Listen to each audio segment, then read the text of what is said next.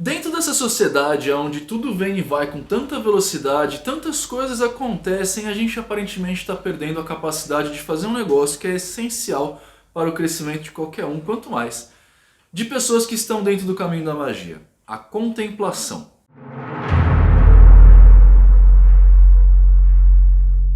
Olá, meu nome é Nino Denani, eu sou mago há mais de 10 anos e você está em mais um vídeo meu aqui na internet, e hoje em particular nesse quadro que a gente chama aqui de Reflexões do Cinzento. É um quadro sem muitos compromissos de fonte, de estudo, essas coisas todas. É mais um bate-papo, uma troca de ideias que eu tenho com você para falar de algumas coisas que eu vou percebendo, beleza? Se você quer vídeos um pouco mais sérios, com assuntos mais densos, dá uma caçadinha aqui embaixo na playlist Vídeos de Quarta. Ou se você quer ainda vídeos mais descomprometidos ainda, com assuntos que eu abordo de formas mais amigáveis, procura as lives que acontecem geralmente aqui, segundas e quintas-feiras, 10h30 da noite, beleza?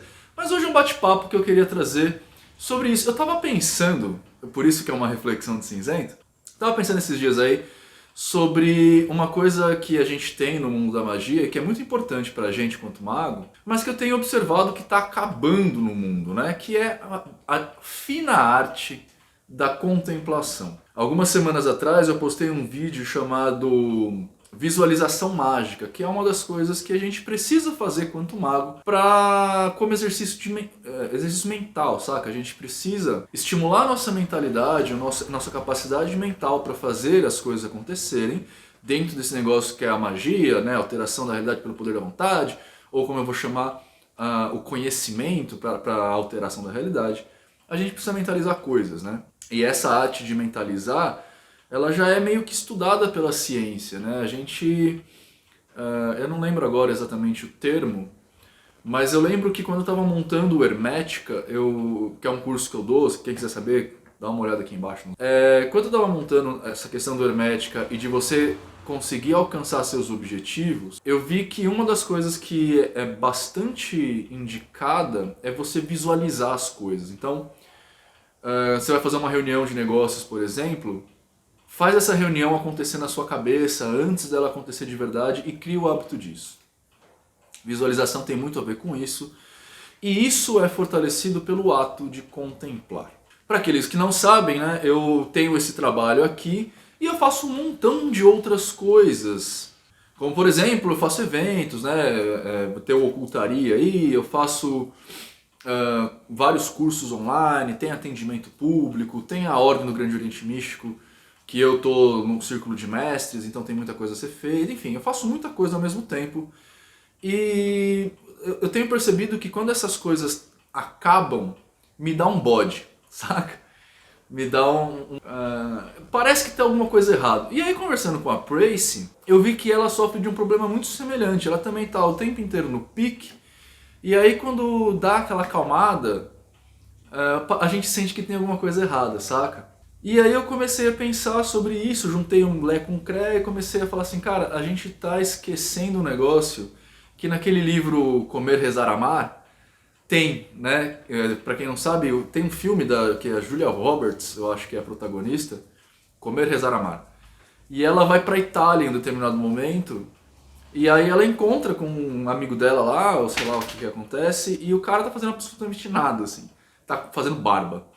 E aí o cara fala assim, o pessoal dos Estados Unidos esqueceu uma coisa muito importante na nossa vida, que é a dolce far niente, que é a doce arte de não fazer nada. E aí eu comecei a pensar a respeito de tudo isso, e quanto a gente perdeu da capacidade de não fazer nada, e tudo bem, né?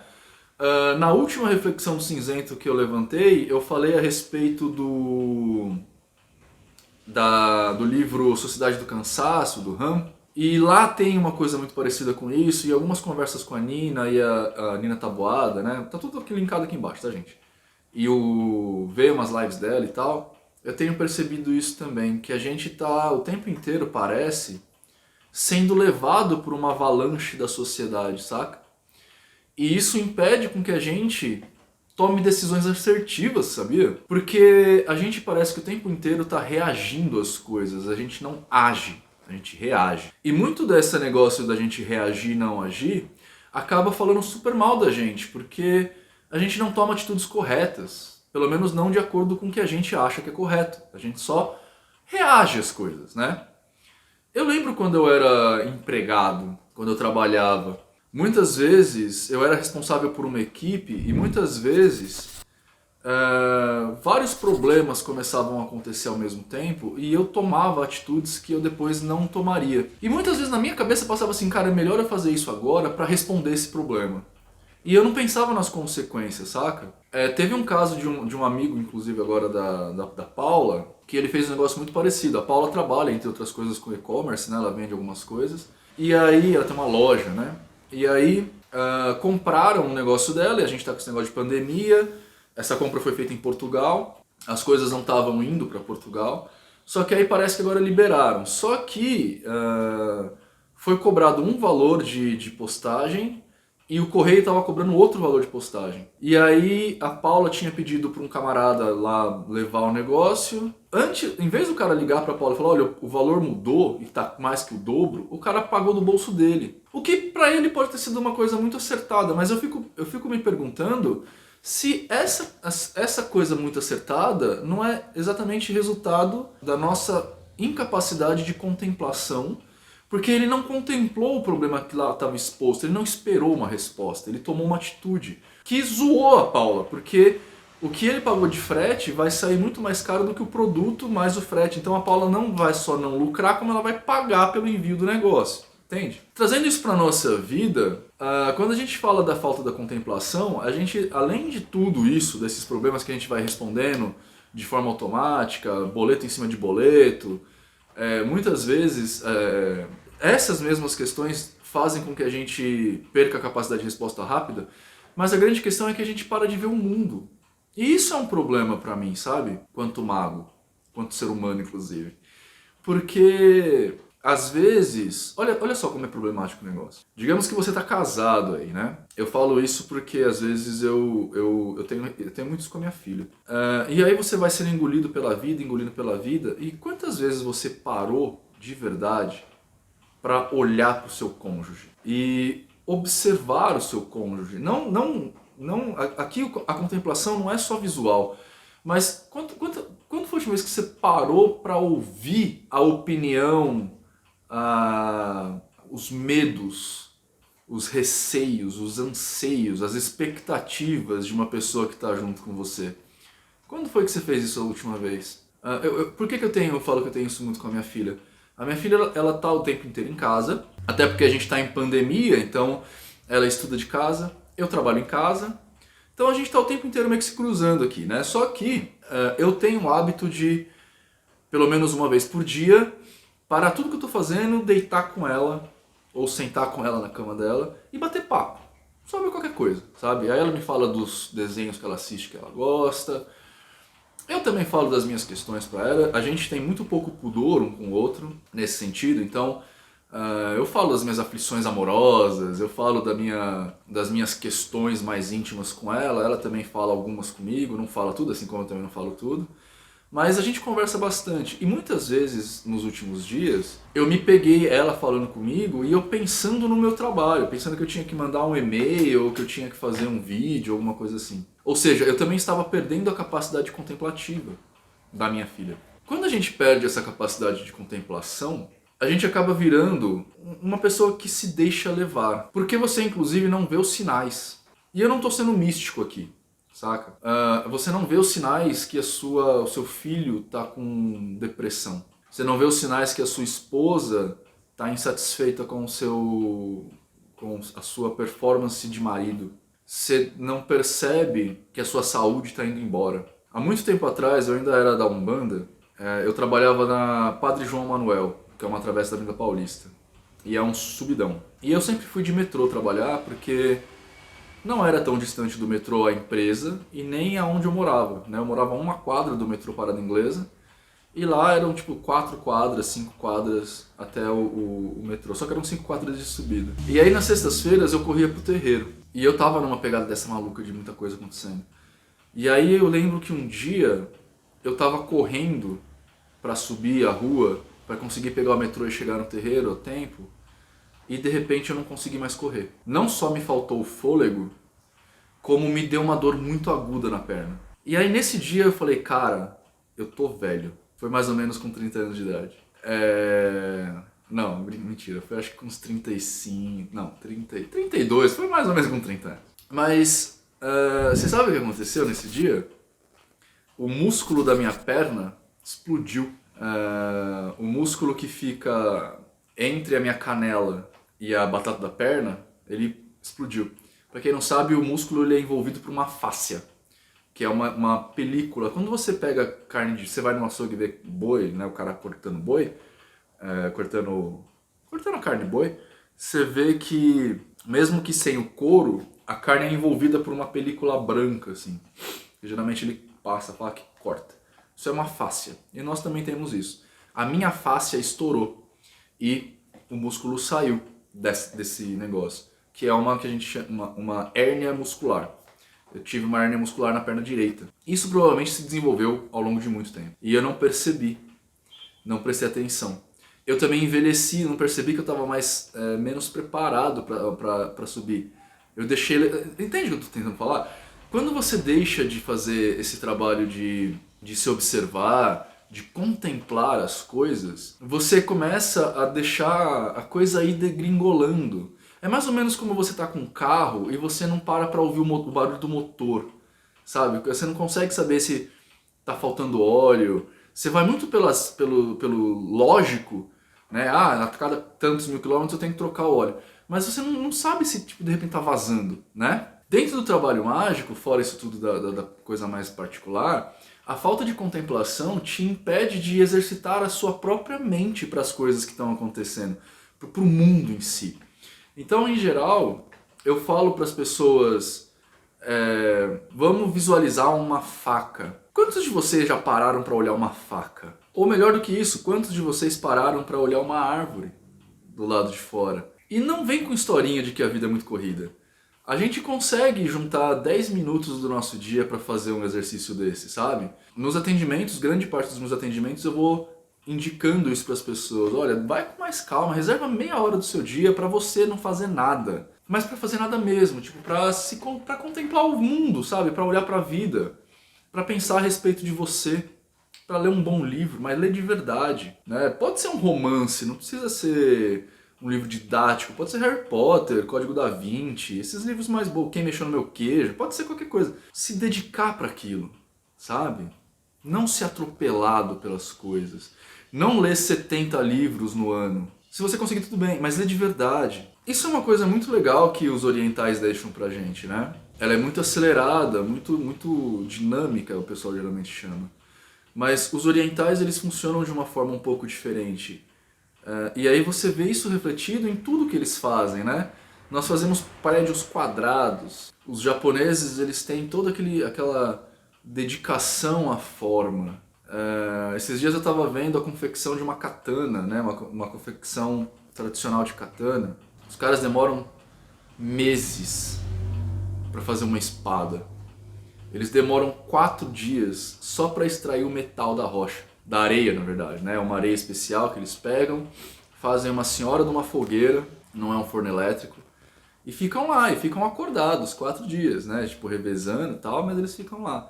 E fazem um dos melhores aços do mundo, né? Pra espada.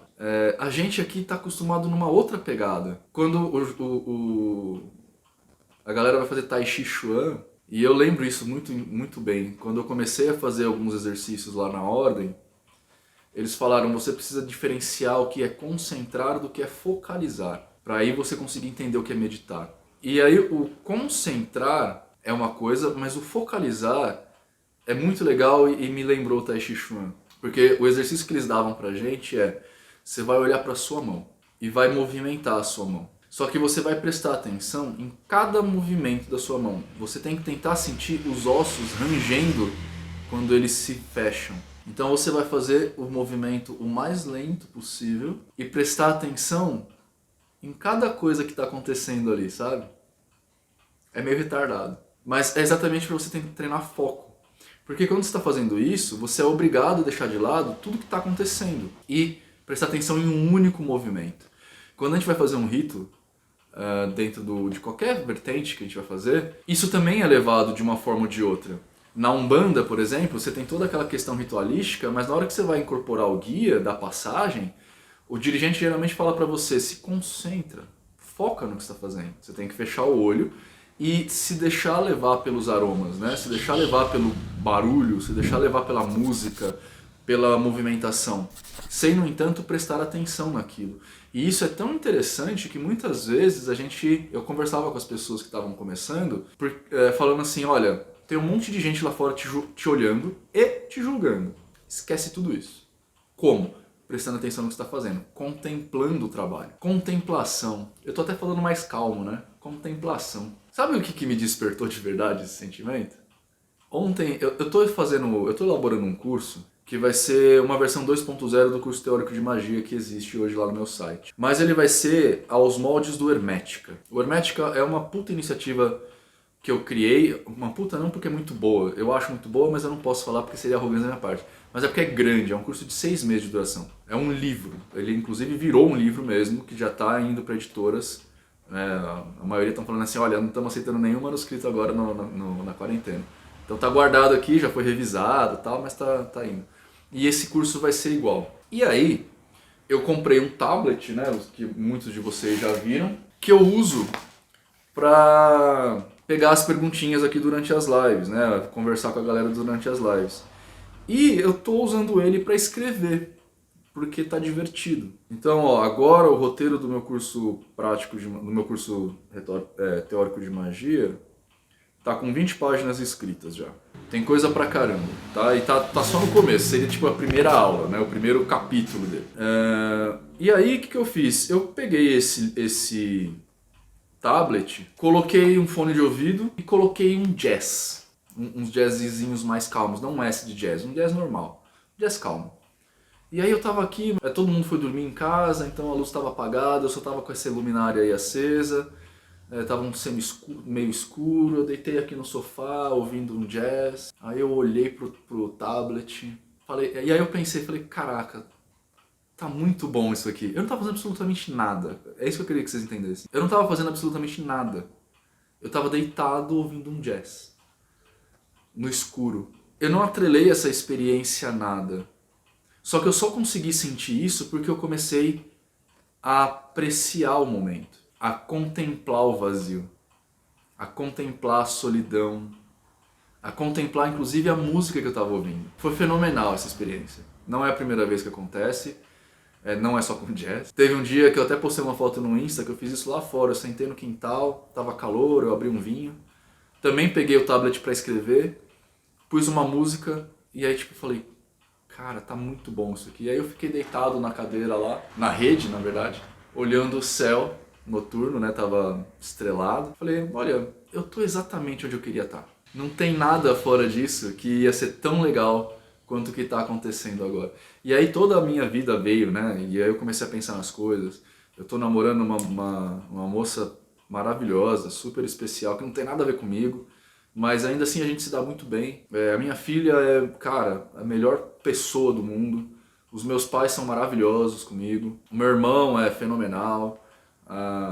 Eu tenho dinheiro para pagar as contas, eu tenho dinheiro para cuidar do meu pai, né, que é cardíaco, que toma remédios experimentais, então são remédios hiper caros e difíceis de achar. Eu tenho dinheiro para pagar, tenho dinheiro para pagar uma internet boa para trabalhar aqui. Tenho amigos maravilhosos que estão na minha vida aí, que principalmente compreendem quem eu sou, que eu não vou ficar ligando o tempo inteiro. Faço uma coisa que eu adoro, que é trabalhar com magia. Quanta coisa boa! E eu tô falando esse pormenor em particular só porque talvez você aí, como não está contemplando a própria vida, não aproveitou essa parte, você esteja ligando a sua felicidade à aquisição de um bem material. Então, putz, eu não tô feliz porque eu não tenho um carro do ano. Eu não tô feliz porque eu não tenho uma televisão de 52 polegadas. Eu não tô feliz porque eu queria estar comendo caviar e tô comendo brócolis. Eu não tô feliz porque eu tô solteiro e queria estar namorando. Tem tanta coisa na sua vida que tá boa, cara. De verdade. Não importa a merda que você tá. Tem coisas muito boas na sua vida. Se não tem, o que precisa pra ter? De uma forma ou de outra, tudo o que você precisa pra começar a dar esses primeiros passos é fazer uma única coisa. Aprender a dolce far niente. Bom, pessoas, eu espero que vocês tenham gostado. Foi um vídeo mais intimista, né? Uma coisa assim, mas é de verdade, me deu esse estalo ontem. E eu tô muito na vibe disso. Eu tô muito de boas, assim, tô muito bem com o que tá acontecendo. Tô feliz pra caramba e eu queria muito trazer vocês pra cá, cara. O Hermética é uma iniciativa pra isso. Muitas pessoas que lá estão entenderam mais ou menos e estão seguindo suas vidas muito bem. Se você quer saber mais a respeito do Hermética, entra lá no meu site, nildenani.com.br. Lá tem vários cursos, não só Hermética, como outros cursos ligados à magia. Se você quer marcar um atendimento comigo, para de repente, quem sabe, eu te ajudar, procura no celular 11 96818 8817. E é isso. Vejo vocês amanhã, quinta-feira, na live, 10h30 da noite. Espero que vocês tenham uma ótima vida e sejam pessoas melhores que vocês são até agora.